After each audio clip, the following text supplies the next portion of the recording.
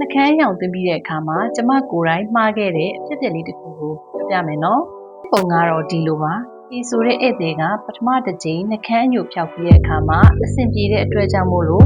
ဒုတိယတစ်ကြိမ်လာပြီးတော့မှအယောင်ထပ်လာသွင်းပါတယ်။ဒီမှာဒီဆိုတဲ့ဧည့်သည်ကရေကူးတင်တန်းကိုကန့်သွင်းပြီးတော့မှတင်နေရတဲ့အချိန်ဖြစ်ပါတယ်။နှကန်းအယောင်သွင်းခြင်းပြုလုပ်ပြီးတဲ့နောက်မှာတော့ရေကူးကန်တဲ့ကို2ပတ်လောက်ထိမစင်မဲနေရပါမယ်။ကျမရဲ့အားနာမှုကသူ့ရဲ့ဈေးကြီးပေးပြီးတော့စူးစမ်းပြီးတက်နေတဲ့ရေကူးတင်တန်းကိုတက်ကွက်မှာဆိုတဲ့အတွက်ကြောင့်မို့လို့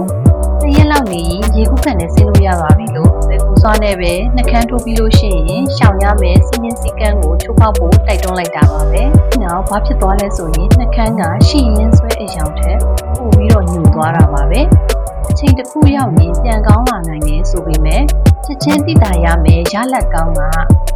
အမှားတစ်ချက်ကြောင့်မို့လို့2လလောက်နေမှနှကန်းကအညိုတွေလျော့ပြီးတော့အဆင်ပြေသွားပါတယ်။ကောင်းမွန်တဲ့ရလက်နဲ့အတွေ့အကြုံတွေကအမှားတလေးတွေကိုစုပြီးမှရလာတာမျိုးပါ။ဒီမှာကတော့ eyebrow specialist ချိုးဝေးအောင်ဖြစ်ပါတယ်။